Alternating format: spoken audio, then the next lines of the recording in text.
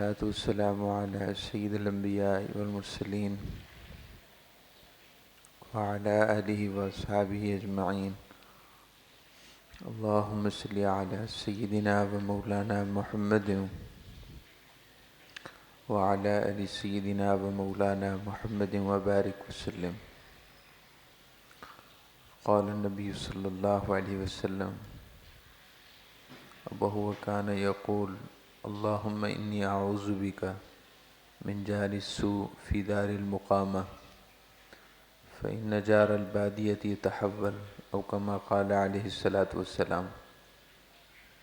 محبت اور عقیدت کے ساتھ درود ابراہیمی پڑھ لیجیے.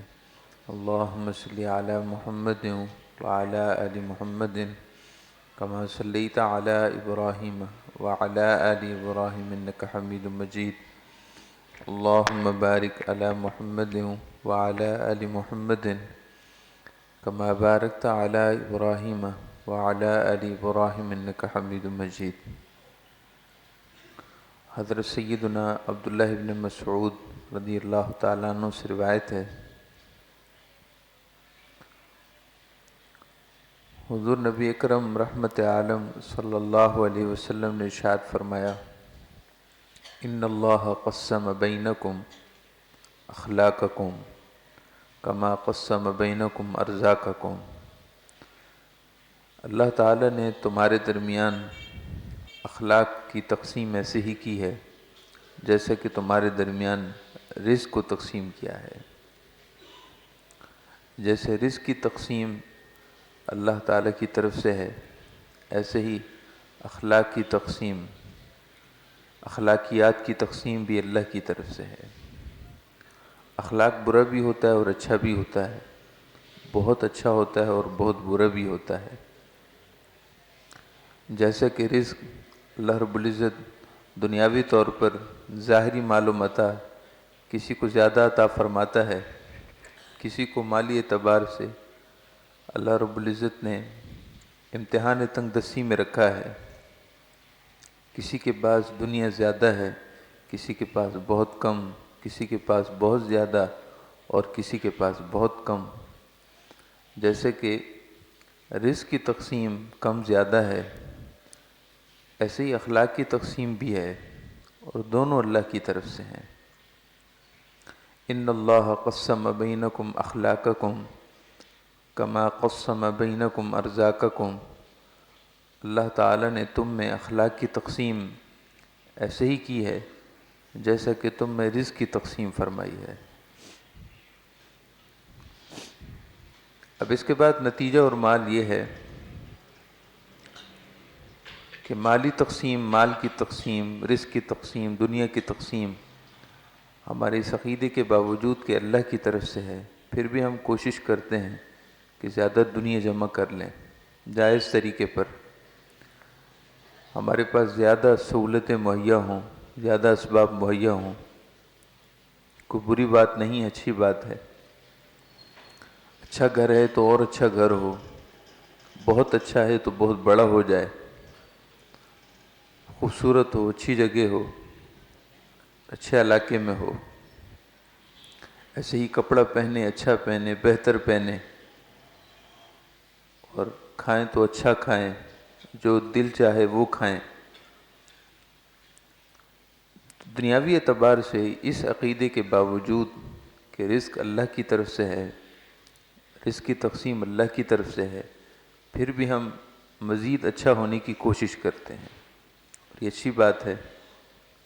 لیکن اخلاق کی تقسیم میں ہم اس سے قدر مختلف ہیں. اخلاق کی تقسیم بھی اللہ کی طرف سے ہے، لیکن ہم اخلاق کو، اپنے اخلاق کو اچھا کرنے کی کوشش نہیں کرتے، حالانکہ دونوں چیزیں اللہ کی طرف سے ہیں. رزق بھی اللہ تعالیٰ کی طرف سے جیسے مقدر میں لکھا ہے ویسے ہی ملے گا، البتہ سعی اور کوشش یہ انسان کو اس کا حکم ہے. انسان کو اس حکم کا پابند کیا گیا ہے کہ وہ اللہ کی تقدیر پر یقین رکھے مگر کوشش کرے. وَلَيْسَ لِلْإِنسَانِ إِلَّا مَا سَعَى. اللہ تعالیٰ کا ارشاد ہے کہ انسان کے لیے وہی ہے جو وہ کوشش کرتا ہے. یعنی کوشش رائے گاہ نہیں جاتی، کوشش ضائع نہیں ہوتی، کوشش کا نتیجہ نکلتا ہے، مگر جو بھی نکلے وہ اللہ تعالیٰ کی طرف سے تقدیر ہے۔ اور اخلاق کی تقسیم کہ اچھا اخلاق، برا اخلاق، بہت اچھا اخلاق، بہت برے اخلاق، یہ بھی اللہ کی طرف سے ہیں، لیکن ہر ایک کو چاہیے کہ وہ اپنے آپ کو بہتری کی طرف لے جائے، اپنے آپ کو بہتر رکھے، اخلاق میں، کردار میں، رویے میں بہتر رکھے۔ حضور نبی اکرم سرور دو عالم صلی اللہ علیہ وسلم نے ارشاد فرمایا کہ دنیا اللہ تعالی ہر ایک کو دیتا ہے، بعض دفعہ اس سے محبت فرماتا ہے، بعض دفعہ نہیں فرماتا۔ دنیا کی دین یہ اللہ تعالیٰ کی محبت کی نشانی نہیں ہے، نہ ہی دنیا کا چھن جانا یہ اللہ کی ناراضگی کی نشانی ہے۔ اللہ تعالیٰ بہت سوں کو بہت دیتا ہے اور راضی بھی ہوتا ہے، اور بہت سوں کو بہت دیتا ہے مگر ان کے اعمال کی وجہ سے عدم رضا ہوتی ہے۔ ایسے ہی بہت سے افراد غربت و افلاس کا شکار ہوتے ہیں، مگر ان کی غربت اللہ کی رضا کی نشانی نہیں بلکہ ان کے عمل کی بنیاد ہے۔ غربت اور تنگ دستی ہو اور عمل برا ہو تو اللہ ناراض ہے، اور غربت اور تنگ دستی ہو مگر صبر ہو، فسق فجور نہ ہو، گناہ نہ ہو، بلکہ نیکوکاری اور اطاعت گزاری ہو تو اللہ راضی ہے۔ سمجھانے کا مقصد یہ ہے کہ وَإِنَّ اللَّهَ يُعْطِي الدُّنْيَا مَنْ يُحِبُّ وَمَنْ لَا يُحِبُّ، حدیث پاک کے لفظ ہیں یعطی الدنیا وَإِنَّ اللَّهَ يُعْطِي الدُّنْيَا، یقیناً اللہ دنیا دیتا ہے، یعنی دنیا کا مال و متاع، مَنْ يُحِبُّ وَمَنْ لَا يُحِبُّ، جس سے محبت کرتا ہے یا جس سے محبت نہیں کرتا۔ یہ کوئی اللہ تعالیٰ کی رضا کی نشانی نہیں ہے۔ وَلَا يُعْطِي الدِّينَ إِلَّا مَنْ أَحَبَّ، لیکن اللہ تعالیٰ دین اسے ہی دیتا ہے کہ جس سے اللہ محبت کرتا ہو۔ اللہ تعالیٰ دینداری اسے ہی دیتا ہے جس سے اللہ محبت رکھتا ہو، اور دینداری کا مطلب ہوتا ہے دین پر عمل۔ دینداری کا مطلب دین پر عمل ہے، صرف نالج نہیں ہے، صرف معلومات نہیں ہے۔ میرے پاس آپ کی بنسبت معلومات زیادہ ہے تو میں کوئی دیندار نہیں ہو گیا، کیونکہ دینداری کا معیار معلومات اور نالج نہیں ہے بلکہ عمل ہے۔ اور آپ میں سے سبھی افراد دینداری کے اعتبار سے مجھ سے زیادہ ہیں، اس لیے کہ نالج آپ کے حساب سے ہے مگر آپ عمل میں مجھ سے زیادہ ہیں۔ تو مطلب یہ ہوا کہ دینداری کا تعلق وہ نالج سے نہیں عمل سے ہے۔ یہ ایک علیحدہ بات ہے کہ صحیح عمل کی بنیاد علم صحیح پر ہوتی ہے، اس لیے صحیح عمل کرنے والے اور صحیح دیندار ہونے کے لیے دینی معلومات کا مستند اور صحیح ہونا ضروری ہے۔ لیکن ہر نالج اور ہر صاحب علم وہ دیندار نہیں ہوتا۔ دینداری کے لیے علم کے ساتھ ساتھ عمل بھی ضروری ہے۔ تو آپ صلی اللہ علیہ وسلم نے اسی ایک حدیث میں 3 چیزوں کو بیان کیا ہے۔ ایک وہ پہلی بات جو میں آپ کو عرض کر چکا ہوں کہ اللہ تعالیٰ رزق کی تقسیم ایسے ہی فرماتا ہے جیسا کہ اللہ تعالیٰ اخلاق کی تقسیم ایسے کرتا ہے۔ اخلاق تقسیم اللہ ایسے فرماتا ہے جیسے تم میں رزق تقسیم فرماتا ہے، نمبر 1۔ دوسری بات اس سے جوڑ کر یہ بیان کی کہ دنیا اللہ تعالیٰ ہر ایک کو دیتا ہے، لیکن دنیا کا عطا ہو جانا یہ اللہ تعالیٰ کی محبت کی نشانی نہیں ہے۔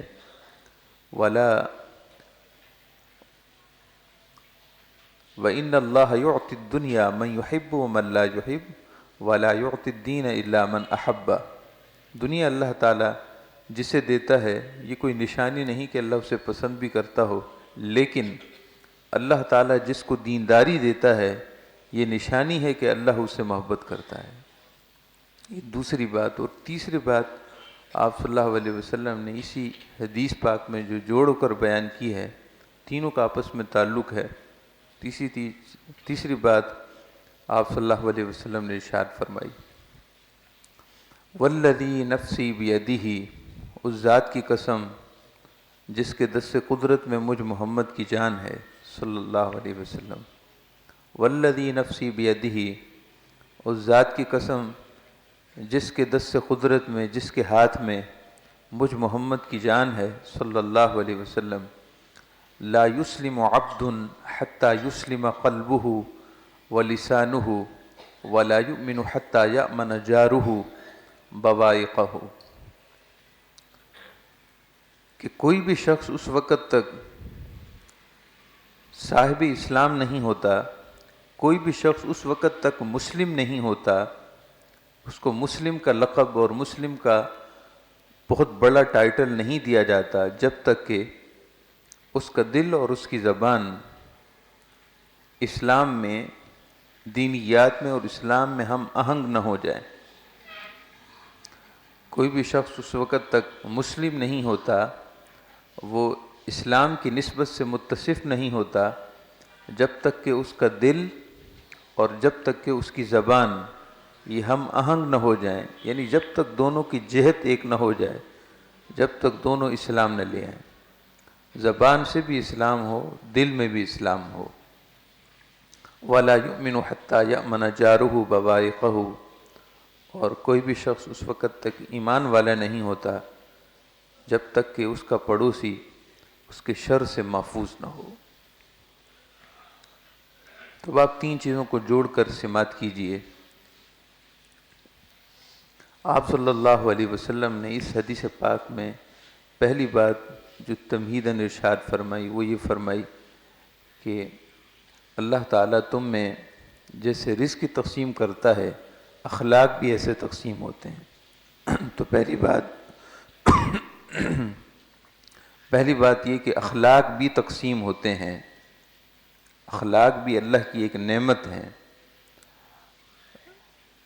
جو اچھا بولتا ہے یعنی دوسروں کی غیبت نہیں کرتا، دوسروں کی چغل خوری نہیں کرتا، دل آزاری نہیں کرتا، جھوٹ نہیں بولتا، خیانت نہیں کرتا، اچھا بولتا ہے یعنی اسلام جس بولنے کو پسند کرے وہ کرتا ہے، اور اسلام جس بولنے کو پسند نہ کرے وہ نہیں کرتا، اس کا اچھا بولنا ہے یعنی دین اور شریعت کے مطابق ہے۔ اس کی زبان پر گالم گلوچ نہیں ہے، اس کی زبان پر طعنہ زنی نہیں ہے، کسی کو ملامت نہیں کرتا، بات بات پر لعن طعن نہیں کرتا، اس کی گفتگو میں چیخ و پکار نہیں ہے، جتنی ضرورت ہے اتنی آواز میں بات کرتا ہے۔ گلے پھاڑ کر گفتگو کرنا، سیدہ ام المومنین عائشہ صدیقہ رضی اللہ عنہ ارشاد فرماتی ہیں، حضور نبی اکرم صلی اللہ علیہ وسلم جب گفتگو فرماتے تو آپ کی آواز مبارک، صوت مبارک حسب ضرورت بلند ہوتی تھی۔ جس قدر ضرورت ہے آپ کی آواز اتنی ہی بلند ہوتی تھی۔ آپ کی آواز کی بلندی اور پستی یعنی بلند ہونا اور جہری ہونا اور سر ہونا بس اتنا ہی ہوتا تھا جتنی ضرورت ہوتی، اس سے زیادہ نہیں۔ قربان جائیے رحمت عالم صلی اللہ علیہ وسلم کی شان اطہر پر کہ ازواج مطہرات کے حجرے وہ ایک دوسرے سے جڑے ہوئے تھے۔ آپ صلی اللہ علیہ وسلم کی ہر زوجہ مطہرہ کا علیحدہ حجرہ تھا، ان کا علیحدہ گھر تھا، لیکن آپ صلی اللہ علیہ وسلم جس زوجہ مطہرہ کے حجرہ مقدس میں ہوتے اس سے متصل دوسری زوجہ مبارک کے حجرے تک وہاں کی آواز نہیں پہنچتی تھی، یعنی اس طرح ضرورت کے مطابق گفتگو ہوتی تھی۔ تو ایسے ہی اچھا بولنا ہے، ایسے ہی اچھا سوچنا ہے، ایسے ہی اچھا کرنا ہے، یہ سب اخلاق ہیں۔ اخلاق کا مطلب یہ نہیں ہوتا کہ ہم ہنستے مسکراتے چہرے کے ساتھ کسی سے مل لیں لیکن دل میں اس کے لیے نفرت اور بغض ہو۔ صرف دانتوں کو نکالنا اخلاق نہیں ہوتا بلکہ دل سے دوسرے کے لیے خیر خواہی، یہ اخلاق ہیں۔ ہم نے یہ سمجھ لیا ہے، ہم نے یہ سیکھ لیا ہے کہ کسی کو ملو تو بس دانت نکال لو اور مسکرا دو تو یہ آپ کے اچھے اخلاق ہو گئے۔ اور اسی شخص کہ جس کے سامنے ہم تکلفاً مسکرا دیے تھے اور تکلفاً ہم چہرے پر مسکراہٹ لے آئے تھے، اگلے ہی لمحے ہم اس کی جڑیں کاٹتے ہیں، اگلے ہی لمحے اس کی غیبت کرتے ہیں، اگلے ہی لمحے اس کو دنیا کا سب سے بدترین انسان ثابت کر رہے ہوتے ہیں۔ یہ کون سے اخلاق ہیں اور یہ اسلام کی کون سی تعلیمات ہیں؟ مسکرا دینے کا نام اخلاق نہیں ہے، بلکہ دل کی کلیاں کسی کے لیے مسکرا اٹھیں اور اس کے لیے خیر خواہی کا جذبہ دل میں ہو، یہ اصل مسکراہٹ ہے، یہ اصل مسکراہٹ ہے، اور آپ صلی اللہ علیہ وسلم نے اسی کو پسند کیا ہے۔ تو رزق کی تقسیم کی طرح اخلاق کی تقسیم ہوتی ہے۔ جس کو اللہ تعالی نے اچھا اخلاق دیا ہے اسے چاہیے کہ اپنا اخلاق اور اچھا کرے، اس لیے کہ وہ رزق کے معاملے میں اس کا طریقہ یہی ہے کہ اللہ تعالی نے جس کو رزق روزگار زیادہ دیا ہے وہ یہ نہیں چاہتا کہ بس اتنا کافی ہے، وہ چاہتا ہے کہ اور زیادہ ہو۔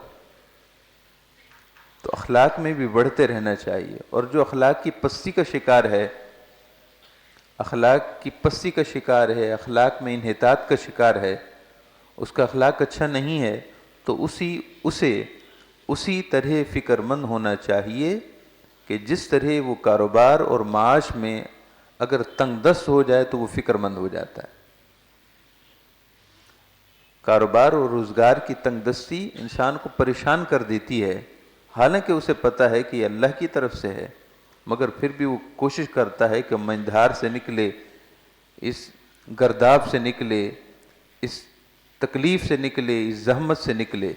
ایسے ہی جو اخلاق کی پستی کا شکار ہے تو اسے بھی فکر مند ہونا چاہیے کہ میں اس گرداب سے نکلوں اور اچھے اخلاق اپناؤں۔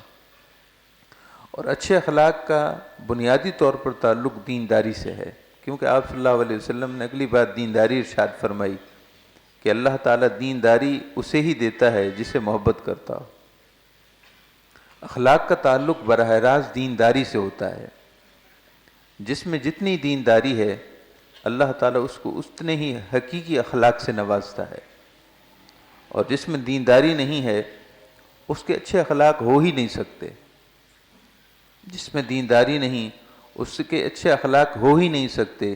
وہ ظاہر میں جو اچھے اخلاق نظر آتے ہیں وہ صرف ظاہر ہے، جیسے کہ چند دیر پہلے میں نے آپ کو عرض کیا کہ صرف دانت نکالنے کا نام اچھا اخلاق نہیں ہوتا۔ جس کو اللہ تعالیٰ نے دینداری دی ہے وہ یقیناً دل سے مسکرائے گا اور دل سے دوسرے کے لیے خیر خواہی رکھے گا، اور جس میں دینداری نہیں ہے، یعنی اللہ تعالیٰ کے حضور تقوی نہیں ہے، پرہیزگاری نہیں ہے، اللہ تعالیٰ کے احکامات پر عمل کرنے کا جذبہ نہیں ہے، گناہ سے نفرت نہیں اور گناہ سے بچنے کا جذبہ نہیں، اس کے سارے اخلاق حسنہ جن کو وہ اخلاق حسنہ سمجھ رہا ہے وہ سب مقصد پرستی ہے، مطلب پرستی ہے۔ جب تک مطلب تھا وہ اچھا تھا، جب مطلب ختم تو اچھائی ختم۔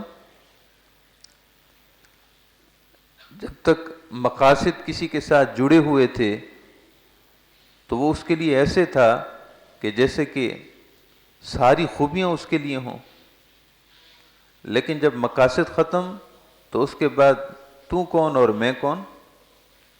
اس کا مطلب یہ ہے کہ دینداری اس کے پاس نہ تھی، تب بھی اس کے اخلاق صرف اور صرف مطلب کی حد تک تھے۔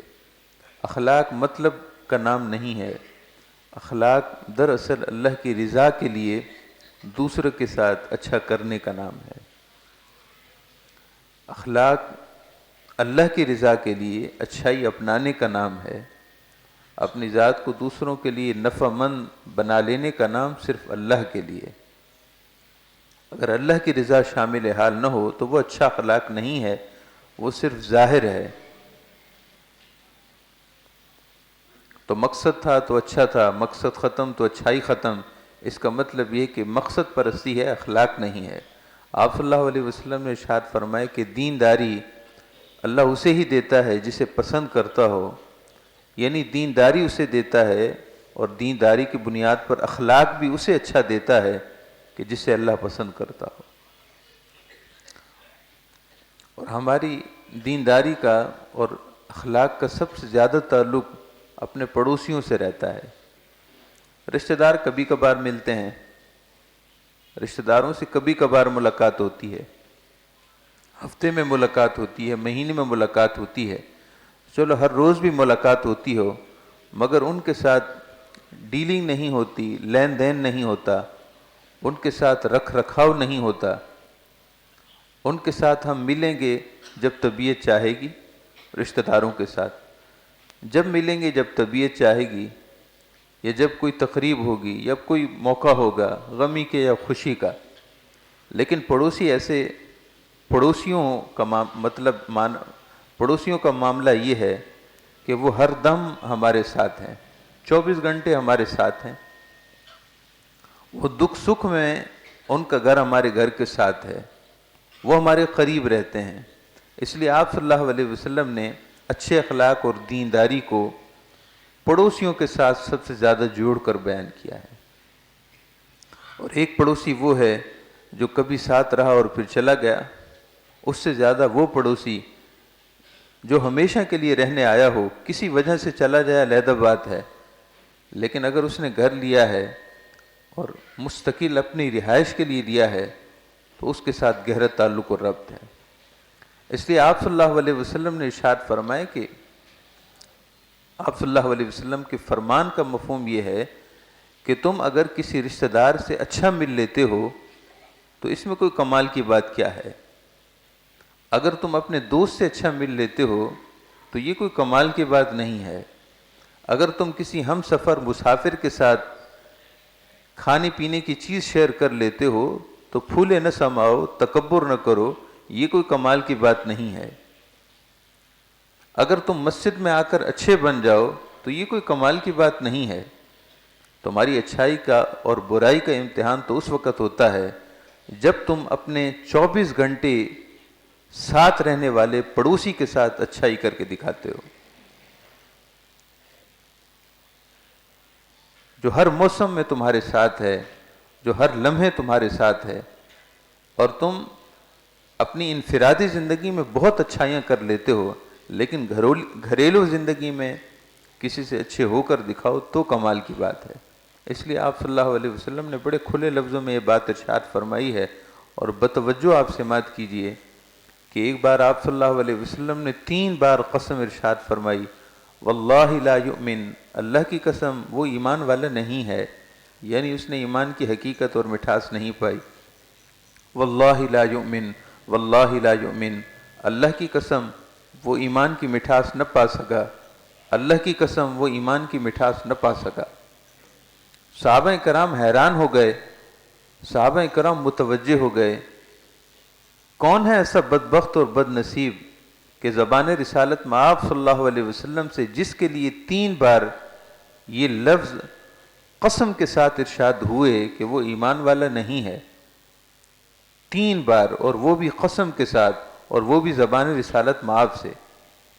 صحابہ کرام نے عرض کی، من یا رسول اللہ، یا رسول اللہ صلی اللہ علیہ وسلم ارشاد فرمائی کہ وہ کون ہے؟ ارشاد فرمائے کہ الذی لا یأمن جارہ بوائقہ، جس کا پڑوسی اس کے شر سے محفوظ نہ ہو، میں نے اس کے لیے کہا ہے کہ وہ ایمان والا نہیں۔ تقریب اچھی ہو یا بری ہو، ہمارا پڑوسی ہماری تقریب سے متاثر نہیں ہونا چاہیے۔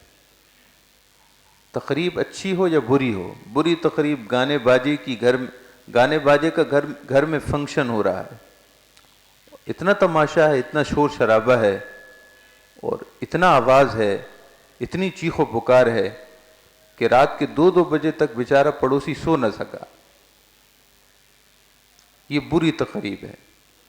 ایسا ہی اچھی تقریب ہو، اچھی تقریب کا مطلب محفل میلاد منعقد پذیر ہے، یا 11ویں شریف کی محفل منعقد پذیر ہے، یا اسی طرح درس واز بیان کی محفل منعقد پذیر ہے، اور اتنا آواز اور اتنا والیوم کھولا گیا ہے اور اس قدر شور ہے، یعنی والیوم کی آواز اس قدر زیادہ ہے کہ ساتھ والا پڑوسی تو بہت دور کی بات، بہت کم بات ہے، پوری بلڈنگ کے لوگ متاثر ہیں، پریشان ہیں، اور ہر ایک کے دل کی تمنا ہے کہ کب 1 بج گیا، 2 بج گئے، صبح لوگوں کو جانا ہے کام کے لیے، اپنے روزگار کے لیے نکلنا ہے، یہ کون سے دین کی تعلیم ہے کہ جب تم دینی محفل منعقد پذیر کرو تو دوسروں کو بھی پریشان کر دو۔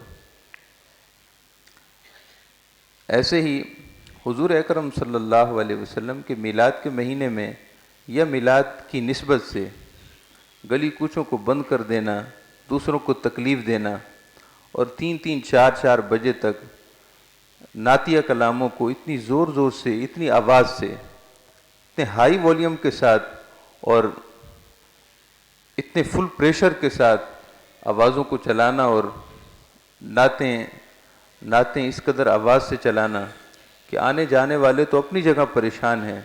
آپ یقین کیجئے گھر میں بچے پریشان ہو جاتے ہیں، بچے پریشان ہیں، بیمار پریشان ہیں، ضعیف العمر افراد پریشان ہیں۔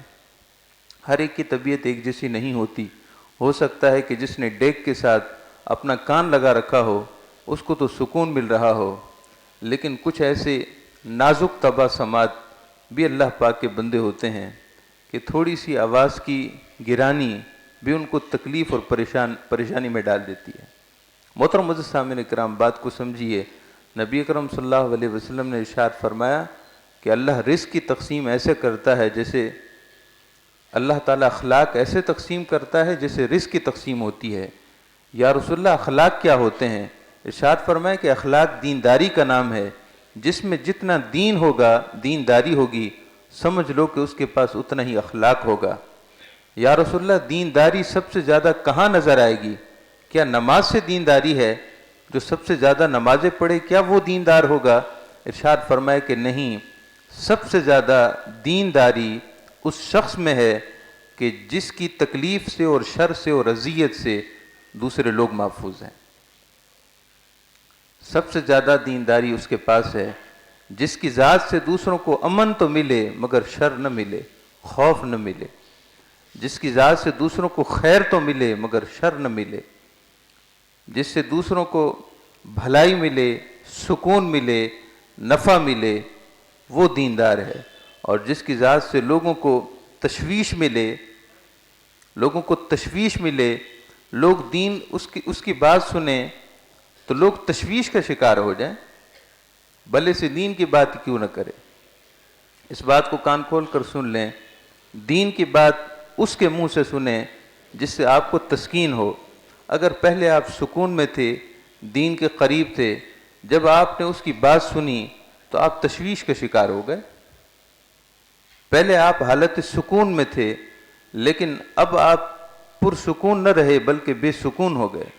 عجیب سے اندر سے تلاطم پیدا ہو گیا کہ نہ جانے دین اتنا مشکوک کیسے ہو گیا ہے۔